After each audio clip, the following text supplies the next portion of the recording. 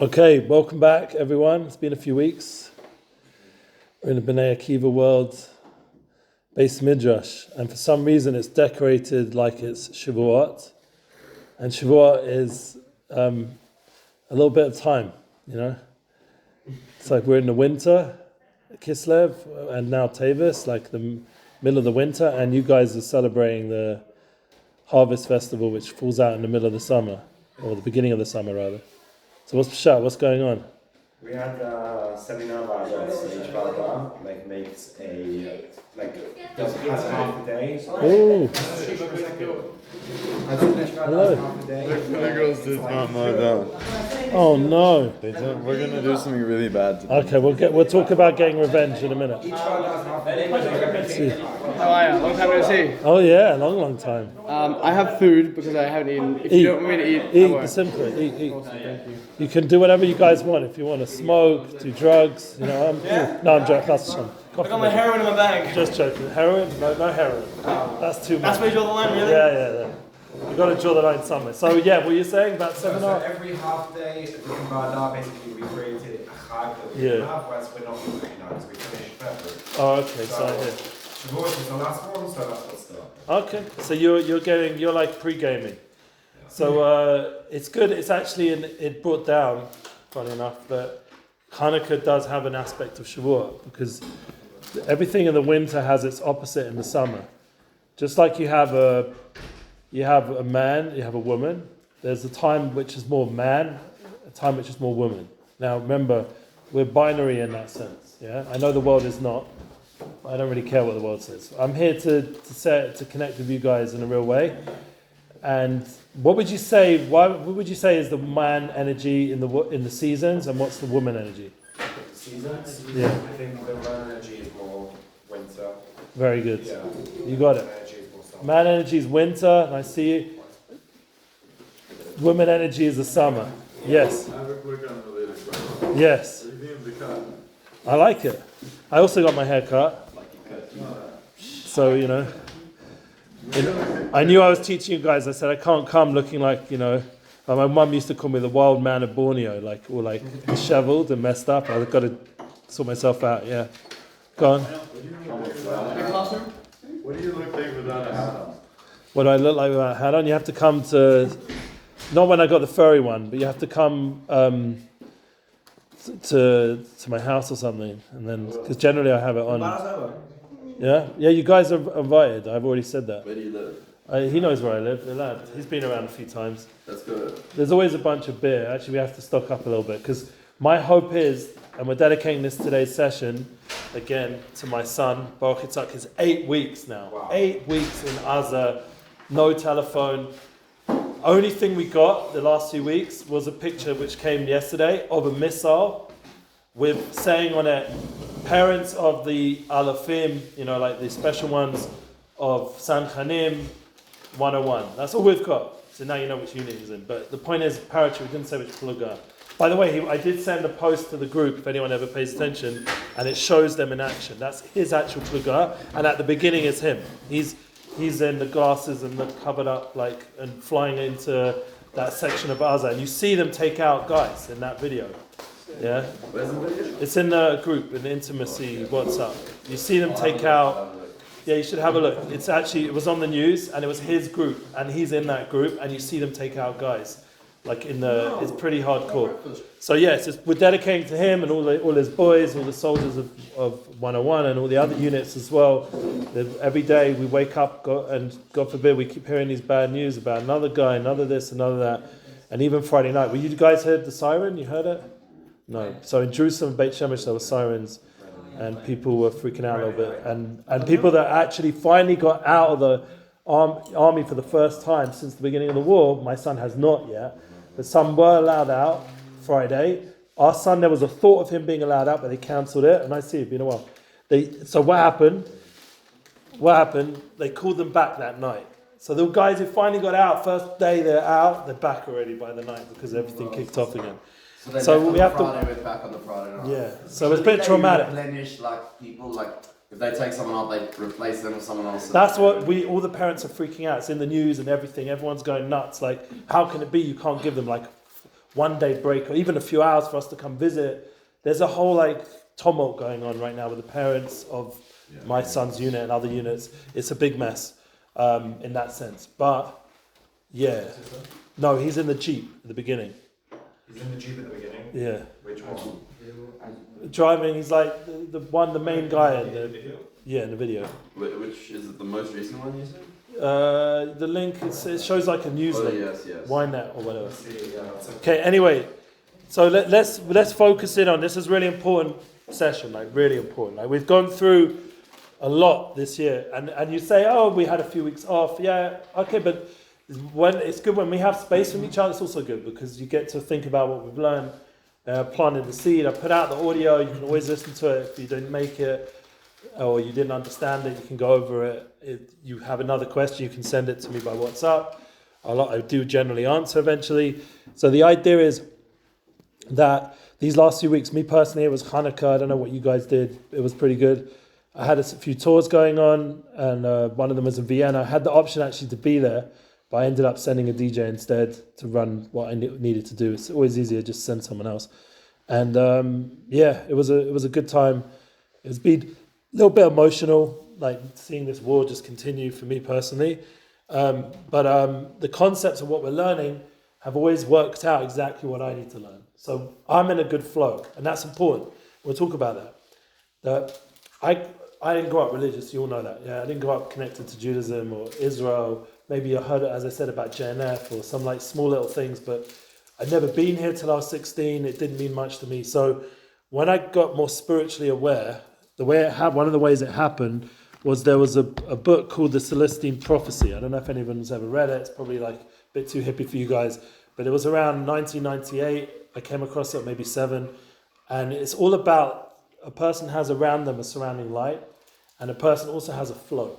Like there's providence. There's things work out. You meet who you need to meet, and I felt really in tune with this. Like as a secular North London running nightclubs, doing like whatever I was doing in that world, I suddenly felt an energy around people, and I felt that things weren't just whatever. You know, like people say whatever. You know, but no, it's not whatever. Like there is a flow to life, and you, as they say in English, serendipity. And in Hebrew, it would be hashgacha pratis or divine providence in English translation. But the idea is that there's an exact flow of what you're supposed to be with. Now, this is really important for the intimacy class. Because you guys, yeah, I know I'm boring, but I didn't realize you'd fall asleep that quick. But the idea that you need to find your soulmate eventually, yeah? Now, you might say, well, I don't believe in a soulmate. Well, we can discuss that if you believe or not. If there is such a thing, I may 100% believe it, not only because I know it experientially, but I believe it makes sense of everything what humanity is doing here, that we're souls and we have a soulmate.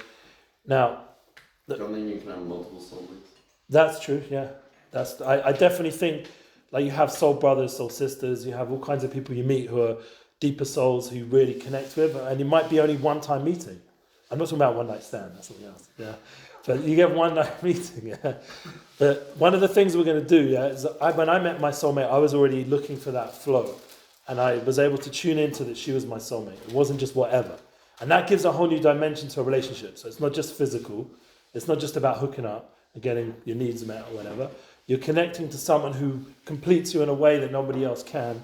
And it feels very deep and significant. And you become very like attached to that person in the most deepest way. So that's why it's really important that we understand this, because if you become more aware of it, then you'll be better at finding it, and you won't have to waste your time with all these messed up relationships that can really waste your money and time.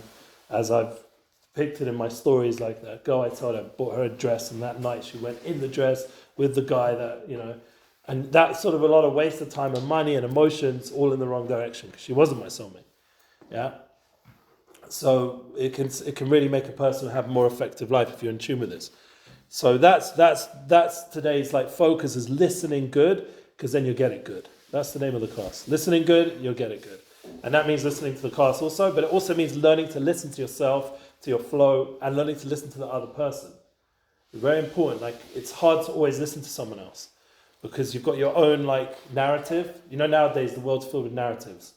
People can't listen anymore. Like it's all just like, you know, they tell you what you need to know, and if you have any other opinion, they don't want to hear it. You know, the whole like woke culture, cancel culture, it's all like no listening. It's all about just you do what I tell you and you have to think this way. Like someone sent me an email, literally the only email I got just now before the class was F, no, and it didn't just say F, it actually said the word F Hollywood. Yeah? That was the email I got. Like comes in my email box, F Hollywood. I'm like, wow. She's like a famous lady who does blogging and she's friendly with Johnny Depp's ex-wife. I don't know why she's friendly with her, but never heard. But yeah, but she's actually come back towards her people and she's actually starting to get, because as you see, she's angry with Hollywood. She hates Hollywood now, but in a good way, because like we should feel that as well. Amber Heard? No, this her name's Eva Barlow.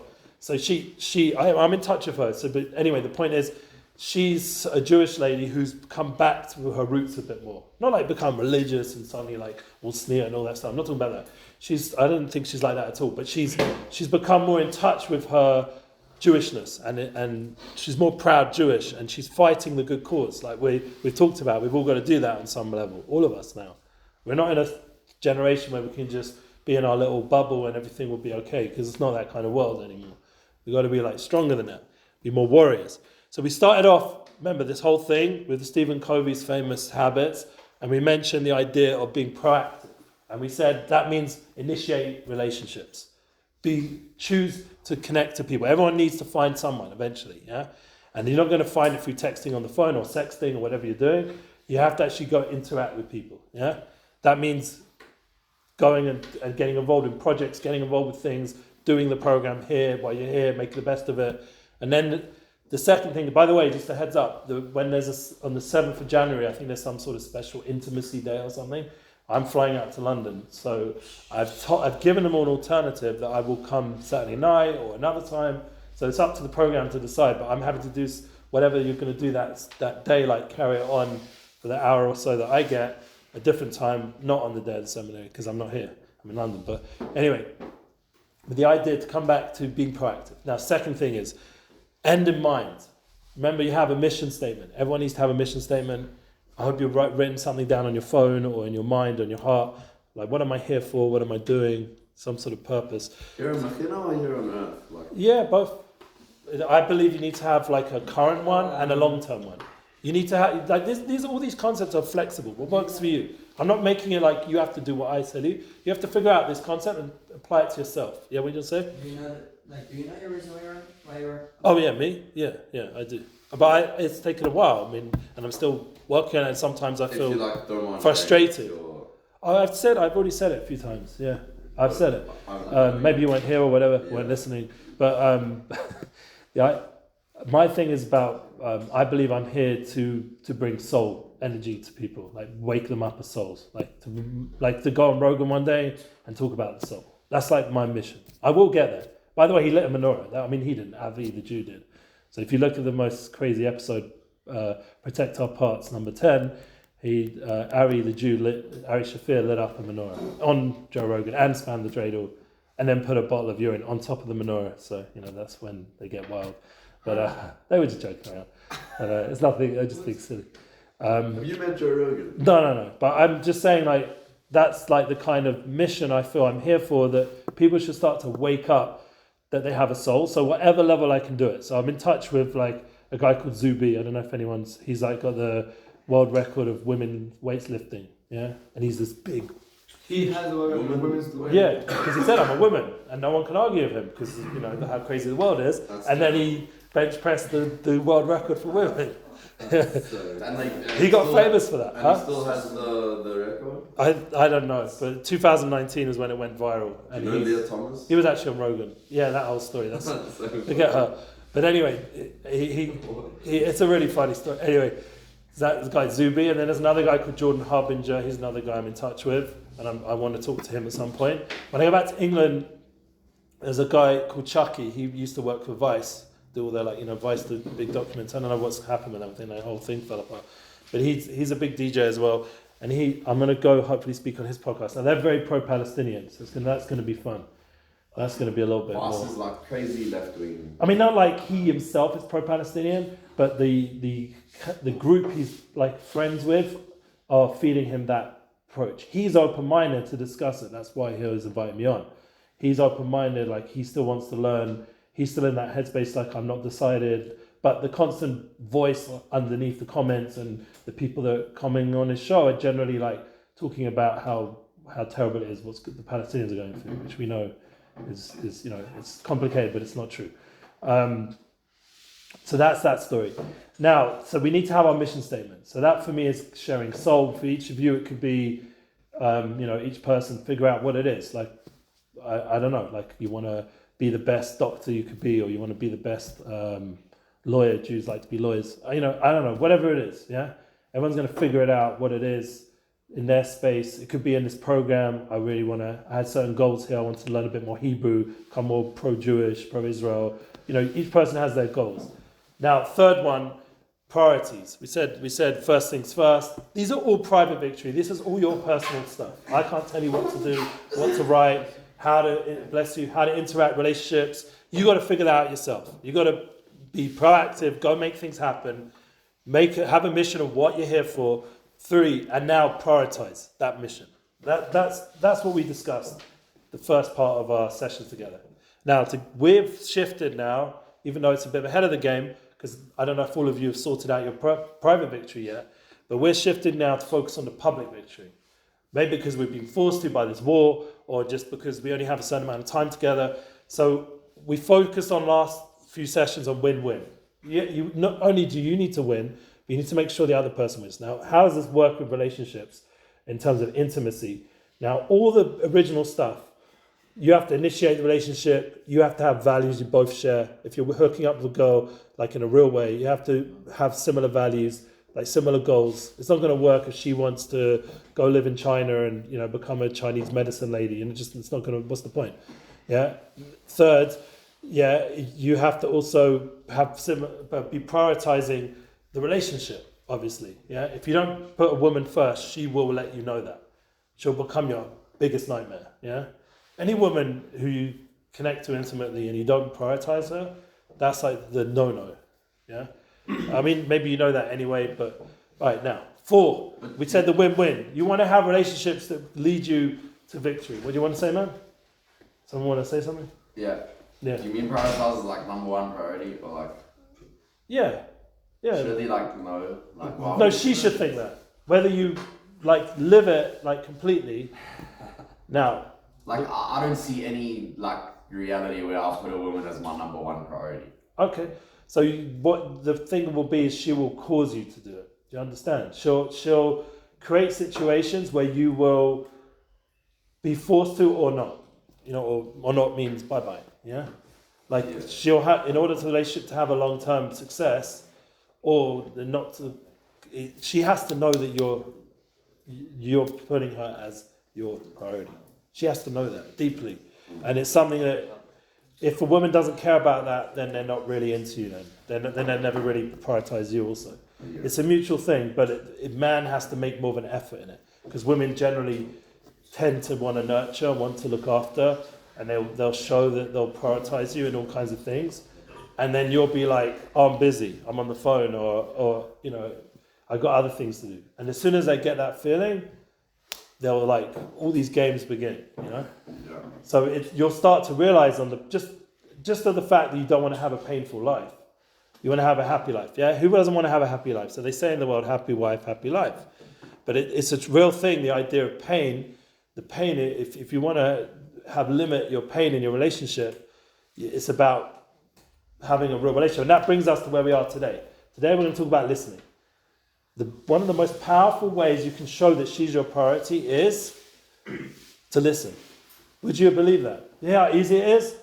Brother, the back, how easy is it to have a successful relationship just to show that you're listening? That's it. It's really that simple. It's not like you have to be this genius, you have to go to all these courses, you have to have this dude come here every day and tell you how to run your marriage, or go to therapy sessions, spend millions of whatever on marriage counseling and divorce lawyers and all the crazy stuff that people get caught up with. And I'm talking, it goes out there. This is like saving you a lot of problems in life. All you have to do is just really listen to her.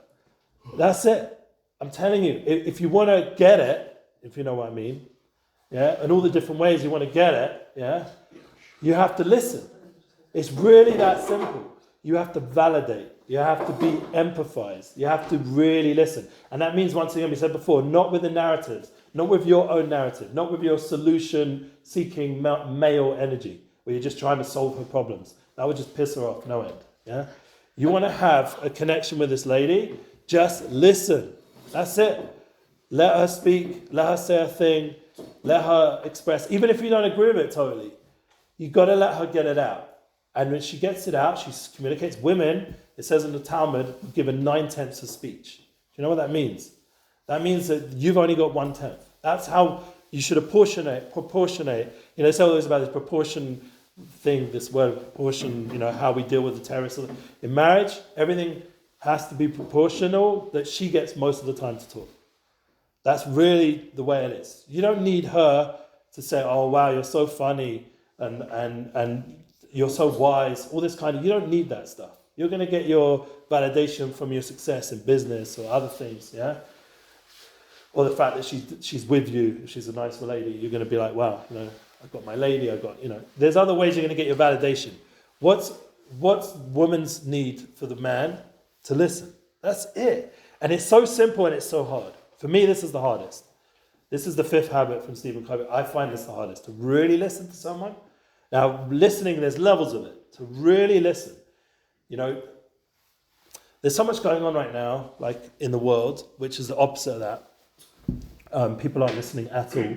And that's why there's so much like conflict and struggle, and, you know, relationships are breaking down en masse, if you've noticed, yeah? I don't know if you've noticed how much divorce rate there is, yeah? So what, 50% more? I think 70%, no? 70? In America, at least, that's what I heard. Wait. What's the Jewish divorce rate? It's gone up. I think it's also heading towards 50 now, I think heading up, yeah. Like if as a people. I don't think we're as bad as the general world, but we're heading... What do you think causes it? So, that's a good question. Guys, what causes divorce? So, obviously... What's causing a rise? The rise in divorce. I would say life has never been so stressful, because even though we've got so much technology to apparently make our life easier, but it's also given us a tremendous pressure, social status that we never had to worry about. Yeah, we never had to be so involved with status. A lot of my friends who are successfully married aren't involved with social media. That's the big, like... The Haredi marriage rate's way better than the rest of the world. Yeah, and that's no social media. I mean, they don't have to worry about status. They don't have to constantly update their Instagram. They're not, you know, just that whole reality of... I mean, one of my friends who's, Baruch Hashem, happily married, just had a baby, just like last week or something. He once had a girl who I was against anyway, because I don't think she was Jewish, and we had a whole fight about it. But the other thing was that she was into Instagram, like really into it, and her status, yeah? And that put him off, eventually. I mean, there was other things I came to fill in on, reminding me he's a Jew and all this and that. But it ended the relationship, because in the woman it's like become a culture of narcissism, where they're really into themselves, you know? And they're not into anything else other than getting their likes and their validation from the wrong place. Understand? It fits in what we're saying about really listening, because if you're really tuned into the lady, and she won't need her validation from all that nonsense, from the whole social media world. She's going to get her validation from the relationship. That's all she really needs. Deep down, all a woman really needs is one man to show his deep interest in her, and that will validate all her needs. And then she won't go seek it out elsewhere. Whereas all these women who are now Instagram models and all this stuff going on out there, or OnlyFans and all this nonsense, one, they want to make loads of money, but the second thing is, I mean, it's a wrong way of doing it, making money, but second thing is, it's like selling your soul. The second thing is, they are now drawing a massive attention from millions of men, all for the wrong reasons. And really, all they would have taken was one dude. One guy. And so you understand, society's gone the opposite direction of what the makeup of marriage should be about, which is two people connecting in the most deep, intimate way. They don't need that whole million Instagram likes. They just don't need it. Yeah. So when we start to look at the world, that's one massive reason why divorce has increased. Social media, getting validation from the wrong place. Another reason, obviously, is the breakdown of society, just as a movement of understanding the importance of marriage. People don't really think marriage is a good institution anymore. Yeah, You can ask people around and around, and they'll say like, "Why do I need to get married? It's just a legal document." Have all these like conversations. Now I'm going to have to go to court if I want to get rid of this lady. Yeah, like who needs this? I'll just, we'll just live together. This is like So you think it's like less of a commitment? yeah, less of a commitment, definitely.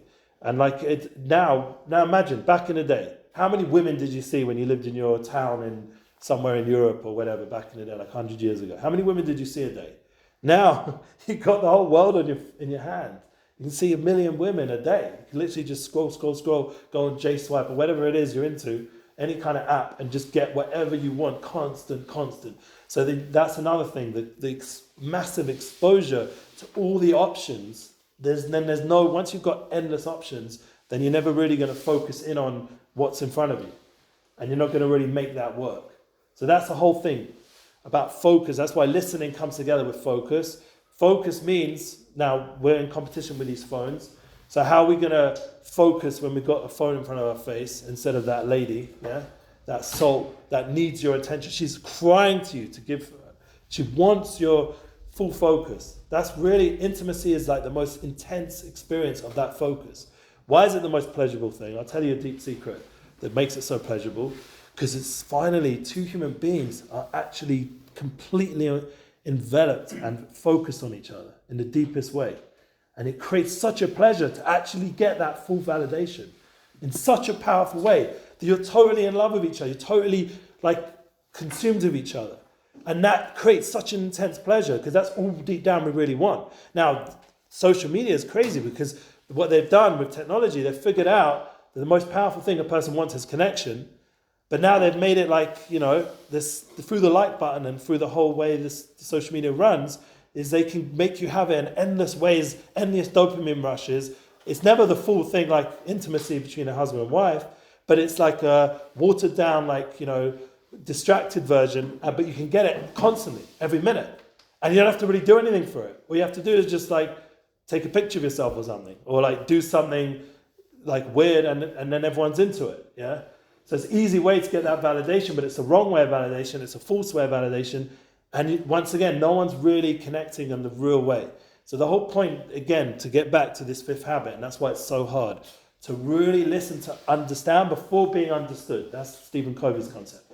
Think about that sentence. Listen to understand before being understood. First, listen to the other person. Have you ever followed Ben Shapiro or any of his debates? Yeah. Now, he knows how to listen. That's why he's good at debating. Not because he knows what to say. That's secondary.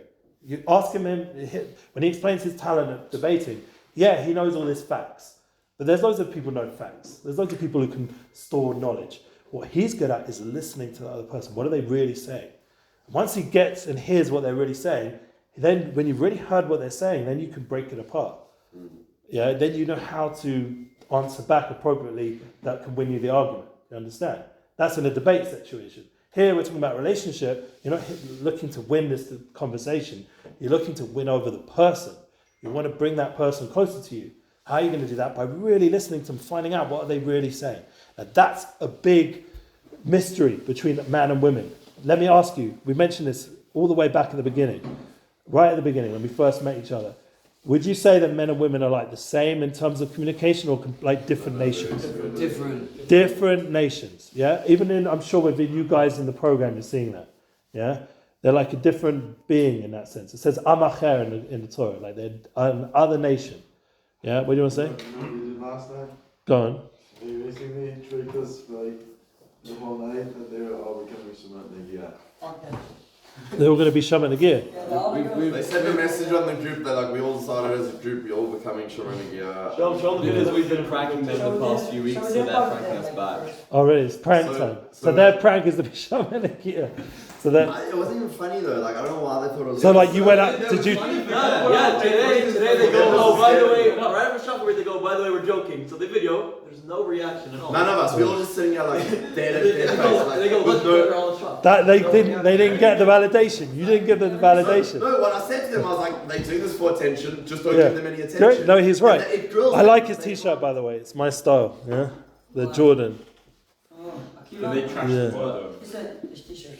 Good logo. The thing is also, the girls that now they say because we react to some people, like for example me, I reacted like, I put like yeah, it's gonna be like boys girls gonna be separate because I think it's Shemona is not only you can't touch a girl. For me, if I'm Shemona, I can't even sit next to a girl. I can't even. There's a wall between me and a girl. Not But because I can't touch her. I don't feel comfortable with a girl. She's Shemona and they don't understand it. So that's why I said yesterday to people like I think it's gonna change the whole dynamic of Mechina because I don't feel comfortable with people in their Shemona because I'm not that. I never used the situation. So, I hear that, man. But also, Look, what they do is like disrespectful to girls who are actually Shomeri. yeah, actually, I went to what they are like this. We have two girls who are Shemona. I went to her like, what do you think about this? They like make a joke about something that you are really respecting. It's serious, and she said like I'm more like really like disappointed by the boys because they react like this because it means like they have to touch us or something. And No, that's what they use our think. body. But like, Boys, if the boys give a hug, I don't know, maybe this. I think I'm not giving a hug because I want to touch them. Like I give a hug because it feels like it's something to connect with girls. yeah. It's also I give you boys also a hug, not because I want to touch them. It's like because Yeah, not everything has to be sexual. I get that. yeah.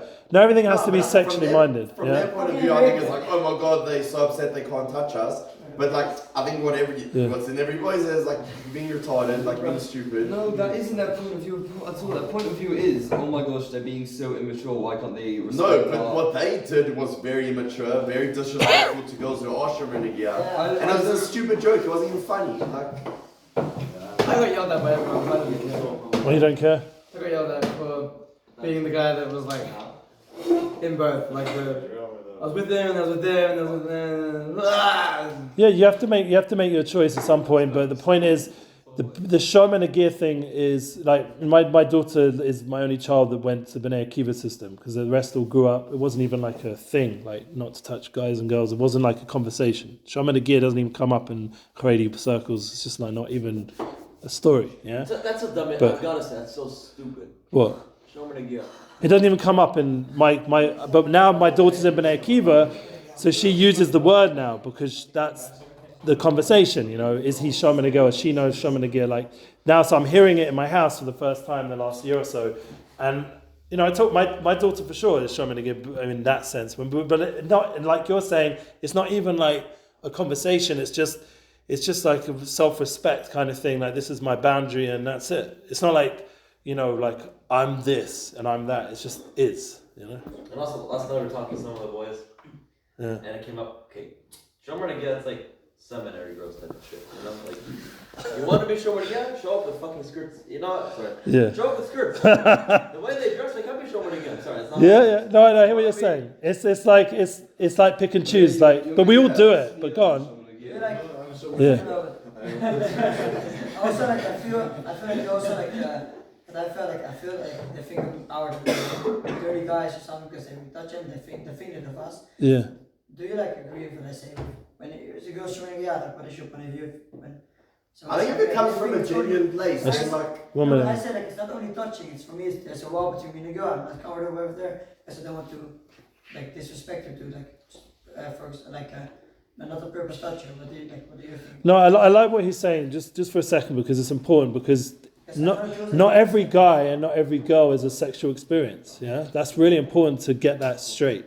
And I know myself, I am more sexual kind of person, so I have to have more boundaries on myself. Yeah, I'm not embarrassed to say it. I grew up like James Bond style, like, you know, that was my education, that's my energy. I feel sexual energy, so I have to be aware of that. Yeah, my wife knows that about me. Even my Rebbe, when I went to see my Rebbe, my holy rabbi, one of the first things he ever commented to my wife is he has that sexual energy. Like one of the first things. I think it's a plus because it's like energy, it's powerful, yeah. But not everyone is like that, and not everyone's thinking that way all the time. And therefore, to take away the ability to be able to hug a person just because of this whole overly sexual focus is a problem. And you're right and it's disrespectful to you if a girl's assuming that you're always being sexual just because you want to connect, yeah. So I respect what you're saying, yeah. That it doesn't have to be sexual now, but the Torah takes a very general opinion, and just like I said, my kids grew up, my younger ones, we'll get to your question in a minute, they grew up with a general thing of it's just not going to happen, either way, yeah? And that sort of just gets you out, that's like the get out clause, you know, we're just not connecting in that way, ever, unless it's marriage or, you know, all the high levels of what it says in the Shulchan Aruch of how marriage should be and how man and woman should be, all that high level stuff. But for the general modern world, which is where you guys are more, yeah, so it is going to come up, and it is going to be a decision a woman's going to make. She might not be ready to take on the sneers outfit or the clothing, like you're saying, but she still feels uncomfortable about touch. Maybe she's had bad experiences, or maybe it's just she just comes to that awareness that she just wants to save it for the right time or the right person, or she feels the way she's understood guys nowadays is everything's being overly sexualized. So then, yeah, unfortunately, they are going to be sexual, which is sad, but that's how a lot of women perceive men when they're interacting with her. Do you understand? Even though it's not always, thank God, there are people like yourself who don't feel sexual when you hug a lady. Great, thank God there should be more people like that. But a lot of people do feel, yeah, or their space has been invaded by someone who didn't just hug them. Like there was a sexual vibe when they were hugging, yeah, and that's made them like very protective of their space. But remember what we said before about the listening. We're going to get to your question in a second, and you had something to say as well. But the idea of listening is learning to tune into what the other person individually, because as a group there's going to be certain dynamics, but there's going to be as an individual, each of you have to figure out what this girl is comfortable, what this guy is comfortable. You have to figure out on an individual level. I really feel like the world needs to become a bit more individually sensitive to then become a better community. The problem is everyone wants to be like everyone else, like homologized human. Everyone's got the Ray-Bans and the look and the same thing. They've got the same phones and the same clothing, the same. But it's like making humankind into certain, like we're just following whatever's trending, and that's not good. You should be an individual. You have to have your own individual way of doing things. And even though now then you're part of a program like Bnei Akiva, or you're part of a community, then you have communal rules. But if you come as an individual, as we said, a private victory, you've sorted yourself out, yeah. Then when you come back to the community and you're back part of a larger thing, you'll have your own unique gift to give to everyone. But 2, you'll feel more valued as a person, an individual. And 3, you have your own opinions. You're not just doing what everyone else does. And that's been really sad in the world right now. I don't know if you felt it, but everyone's trying to force people to think a certain way. Yeah, exactly. But I think yesterday they didn't even. I was like stupid. They didn't make decisions by themselves. They just because everyone like if it was like a prank, a joke, they did it like because everyone is gonna be. I was gonna be. It's not like how you make a decision. You make a decision on yourself. I don't like the idea of group pressure. Yeah, so the group pressure is a problem, but the one good thing is everyone, even though it's a one-day thing, it's only a one-day thing, like just being silly, and you guys didn't, give it attention anyway. So, but everyone can learn something from it. The fact that we're discussing it now means you can learn something from that, like that they decided to do that, and then you'll do your prank back, and you learn something from that. Everything's. It's gonna be a real. But everything. Pranks are funny. Like it wasn't even funny. No, but everything's a learning experience, and also. Yeah. I'll never eat there again. Yeah. Just one recommendation with women, but one recommendation with women. If you always maintain that respect, a certain standard of respect, that they are a woman. No, but I hear what you're joking around, but at the end of the day, they are a woman. A woman deserves a certain standard of respect, definitely physically. You need to respect their physical space. If you want to make a joke out of other stuff, I get it. Like, I don't know, any of you listen to Matt Rife?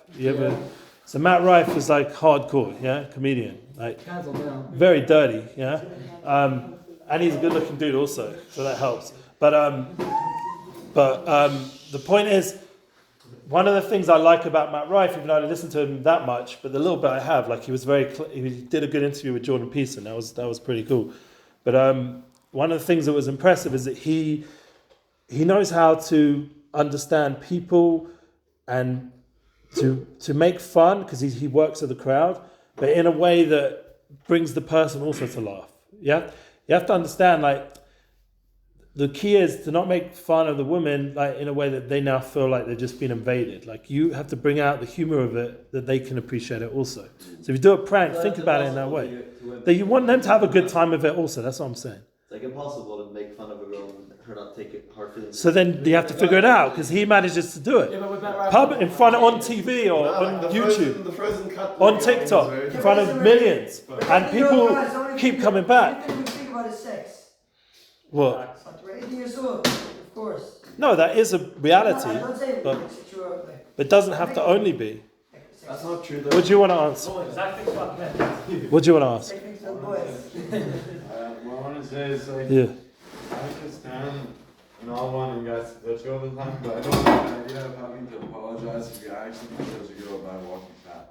I don't Yeah. like feeling like it's your fault. All right, that's just like, it's like on Shabbat, you bang a light by accident and a light goes on. And you're like, oh, you know, I wasn't meant to do that.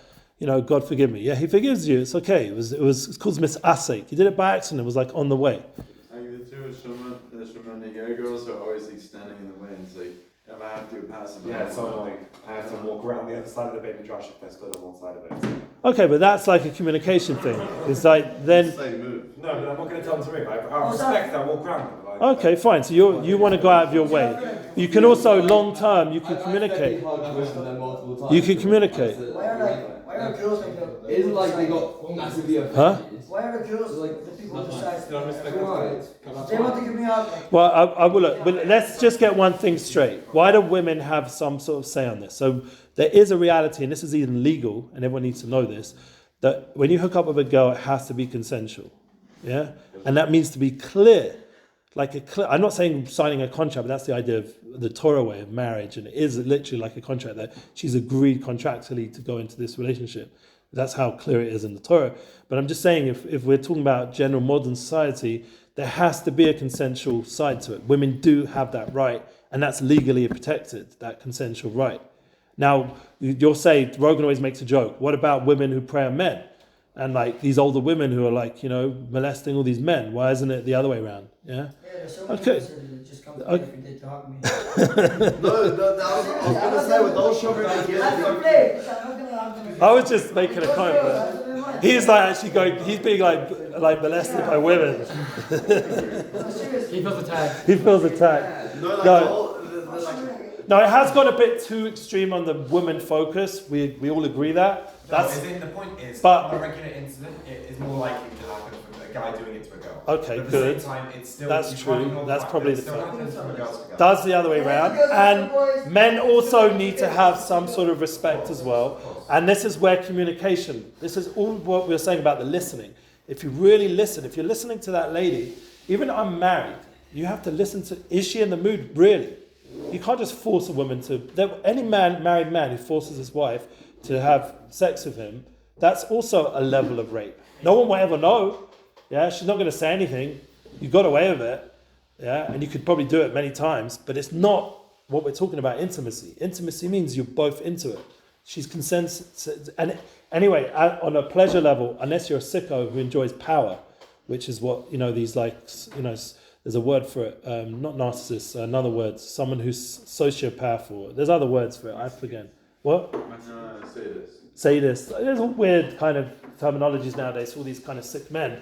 If you enjoy that kind of thing, but, you know, a normal human being, yeah, with a soul, should not want to force this connection. It has to come from consent, and it has to come from a connection that you both want to connect. That's like the aleph base in relationships, yeah? It's not fully related, but when my mom was growing up, she had a teacher who would say really weird stuff.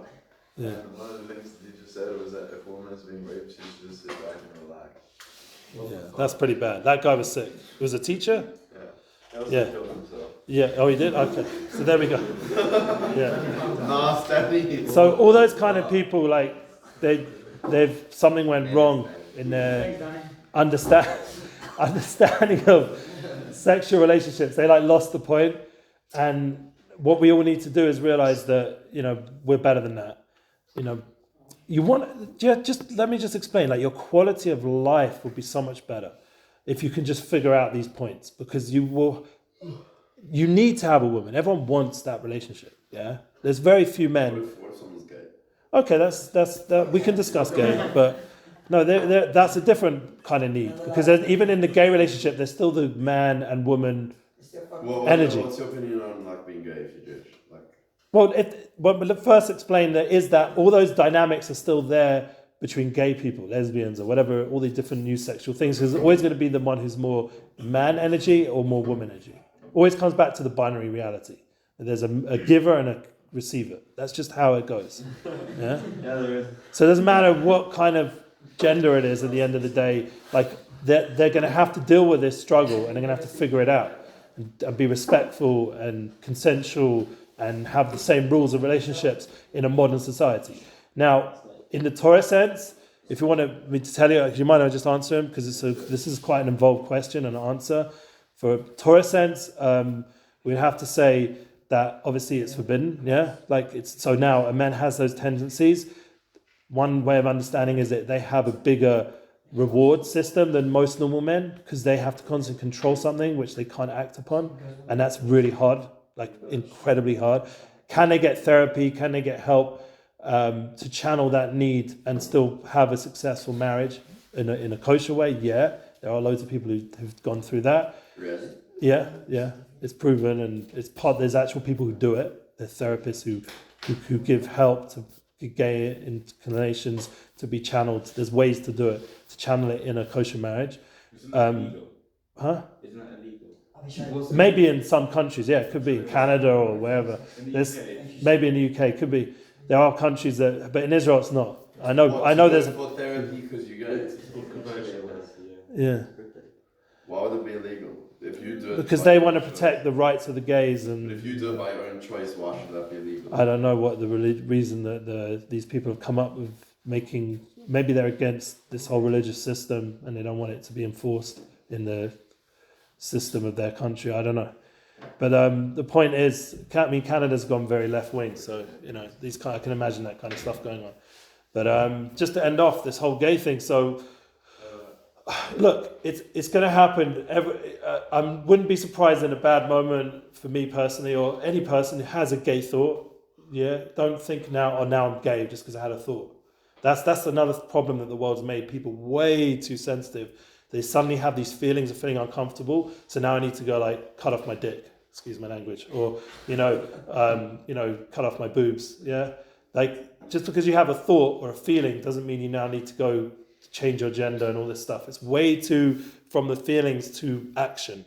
Wait a minute, let's work this through. Let's not popularize these sexual changes. Let's actually talk about it, work this through. You've got a lifetime to work on this. This is a journey.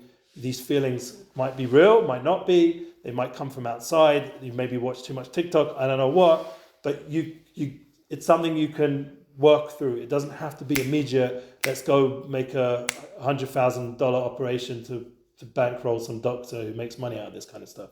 Let's think first before we act. And let's discuss it with people that are actually knowledgeable and close before we act on it. So too with the gay thing, there's what to do before we get into acting on the gayness. Let's first let's work out what this implies. And I have a friend who became Orthodox gay. His name's Love. He's publicly about it. I put him on a concert in Israel, and then around that time it became public knowledge he was gay. So I get all these messages from rabbis, all this, why are you associated with this gay Orthodox guy? And it was complicated, and he's still a friend, and I send him regards or whatever. But I haven't honestly done so much rap work with him because he's gone more into internet stuff. But in terms of, it was complicated. So it's look, in the Orthodox world, it's frowned upon in some ways, but it is a reality, and there are more and more now. What does it mean to be Orthodox? He believes that he keeps the Torah, and this is something which the Torah gives room for him to be gay. He's almost changing the Torah on a certain level because it says pretty clearly that. Yeah, that's what other people would say back to him. But he'll say, "No, I'm Orthodox. On this point, I'm gay. What can I do? That's how I've always been gay, and I always will be." He was married once. It was known. This is maybe a known thing. He was married once. He came to my house once Friday night, and he said the way the shidduch went, he became very frum, very religious in shiva and stuff. And he went to this shidduch shadchan, and they said, "I have the perfect girl for you." Yeah, because remember he has this whole way of talking, and he says, "You're black, she's black. You're both into Torah. It's a shidduch." Yeah, and he said it was the worst shidduch because that's so external. That's not how you find your soulmate. So he married her, and soon after got divorced, and then became publicly eventually gay. So it just wasn't the right. And I've even known people that got married and found out after getting married that the guy's gay, and now they can't consume the marriage. So then they had to get divorced. It was a whole mess. Like, I know people that have gone through this. And it's complicated, very complicated stuff. But it can be worked on, it can be healed, it can be solved. You say, am I a bigot for saying it can be healed? Yeah. But you ask me on a Torah point of view, yeah, that's how we look at it. We look at it as something that's not healthy, like ideal. What would you say to someone who came to you and they're like, I'm gay, so why should I not be who I am? No. Why should I, what? If someone came to you and said, I'm gay, it's who I am, why should I not be who I am, why is it wrong? No, but the whole point is that even above the level of like, because of course the Torah prohibits it, but above that, the commandment to like be respectful to others and respectful to that is above that. So at the end of the day, Yeah, you have to respect. You have to respect what others think. Like, No, but like, what so like, you can. No, but just- my rabbis would say to me, your gayness is a higher level than me. Why? Because I don't have this drive to control. It just doesn't come to me. so it's still wrong to like, I have this drive that's so powerful, and I want to act on it, and yet God is saying to me, no, sorry, I know it seems really cruel of me that I created this drive that you can never act on in this way, but there's other ways you can channel it. Let's work it out. But this actual drive you can't act on, so that puts them on a higher level than most normal people because they don't have this drive. They don't have to control it. That's how the rabbis I respect. That's how they talk about it. They respect the gay people in a higher level. Yeah. Huh? Promoting it. You can be gay, fuck everything. Yeah, that whole thing, gay pride is annoying. Yeah, because it's like even the gay people, like a lot of the gay people, they just want to like, this is my personal choice. Why does everyone have to make it such a hoo-ha? But it's like all this stuff, all this LGBTQ rubbish. It's politicized as people's personal choices. What are they doing? Why are they making such a story out of it? If you're just, this is what you are. This is what you are. Everybody has to know. Yeah. What? Well, the reason why is Because they're trying to fight the bigger side. All right. No. The reason why there's gay pride is because for literally hundreds of years, Okay, that's people true. who were gay were persecuted. That's a good point. All the time. So now Good point. they're celebrating the fact that They're coming back the are other way. persecuted. But the problem is it's gone so much, like for example, the trans world does not like what's going on with all these operations. It's undermining that they've trans, yeah? Like why make it like as if that's the new policy and this and that? What do you want to ask, Danny? Are gay people incapable of loving another gender? Because like my dad has a friend who's gay, who's married for like several years and has kids. So like, are you capable of loving another gender? You guys? I think you can love the other gender. Yeah. I think it's possible. Like in the end, man and woman like were made bas echad, they're one's flesh.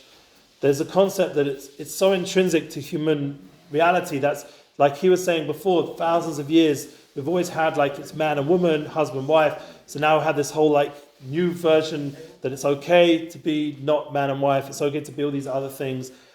So there's a whole movement that other way. But like every big movement that try to push a society in one way, it's going to probably go a bit extreme initially, and then it's going to come back to the middle somehow. Like everything going on right now. A lot of radical thoughts right now are trying to push society in all the different extremes, and the real thing will be back to, hopefully, to come back to some sort of balance, some sort of normality. But the key that we're going to get there together without killing each other, because people are going to say, well, this is against my rules, against your rules, is once again what our guy at the back said, that the respect that we have to have, yeah? The ability to listen to the other side, to listen to the other person, they have these there's needs. a level where like we need to like stop respecting someone like Yeah. in terms of like transgender with like leotards. Like I have zero respect for someone like that. Okay. Like zero at all. I don't think we understand. should entertain any of that. I agree on that point. Leotard is this guy basically transgender. That's taking the mick. Or these guys who want to go into prison and say they're a woman. And go into this is like proper Like, man. I respect They that. want to go into a woman prison, say they're a woman, and then they go and impregnate all the women. That is proper, like raping all the women in the showers or who knows what. Yeah. The fact that the prison system allows that is completely meshuggah, like crazy. It should be completely forbidden by all the world. Why can't it? Because people identify themselves. They're like, But that's why I think They're not. They're lying. They're rapists. I agree, but I think that those people are the most people ever. Yeah. So It that's shouldn't be what I'm allowed. saying. You have to That protect. doesn't deserve respect. You have to. The feminists themselves hate this. Yeah? Yeah. They're not pro this. Trans people hate this. That they've taken, they're just using it for their own gain. Like, did anyone follows the Daily Wire? If you know Ben Shapiro has this company, Daily Wire, they put out a movie about bulls or whatever it's called, yeah? Ballers. I think it's called Ballers, yeah? And I haven't watched it yet, but it's on Daily Wire. But basically it's a team of guys who want to make big bucks. How do they do it? They become ballers in all the women leagues, in all the women's sports. And that's how they're going to make it, big time. Have you seen Matt Walsh? Yeah, that kind of his documentary, and he's in this one. Is that it? No? What are you saying? Now the subscription on it. Oh, okay, cool. So the idea of Matt Walsh, if I'm not a woman, or what makes me, what's it called? What is a woman? What is a woman? Yeah. So that whole concept, it's like getting to the point where it's getting ludicrous, like literally. But like, yeah, I think the whole movement is stupid. So when it becomes stupid and it becomes like a parody and it just becomes silly, so then there's eventually going to be a backlash, and that's what's happening now with the fact that there's companies like Daily Wire or the Jewish people themselves are like, wait a minute, this is too far. Like, we're very open-minded and we want to respect everyone, but this is getting too far. Like, this is getting past. This is becoming evil. Just like what happened now with Hamas and the Palestinians in Gaza. It's become evil. It's not like back in the day we had a thought we can make peace, we'll live together happily, and they'll have their place and we'll have ours. It's got to a point where it's like not possible right now. Like the pre-Oslo agreement is the only way. It can never go back to Oslo. That was like a mistake because they really don't want to live with us. They want to kill us. Finished. So once you've got that clear, that they've gone past the boundary of what human standards of universal good are, then all of us have to come together as a human people and prevent these evil, radical ways of being that are trying to destroy basic good human values. So too, when it gets too extreme, like the guy who wants to go into the women prison and pretend he's a woman, yeah? Or the guy who wants to come into Israel and just rape and kill and say, get out of our country kind of thing. That's when it gets too extreme, and we need to stop those people. They're evil people and they need to be prevented. So that's when there's boundaries. But like for ourselves, on a personal level, coming back to ourselves, we want to have a successful, intimate experience, all of us, which we do. We're going to end on this. If you really want it, this is the line to remember. Listen good, get it good. I made this up today. Listen good, get it good. You can quote me on this one. Usually I'm quoting other people. Listen good, get it good. You really want a woman to pay attention to you, listen good, you will get it good. Yeah, it's easy peasy. You got it? Fuck those genders. Yes, but listen good, get it good. You got it? Let's say it all together. One big. Wait, what was it again? It was Yeah, listen. They'll appreciate it, and you'll appreciate it. Have a good one.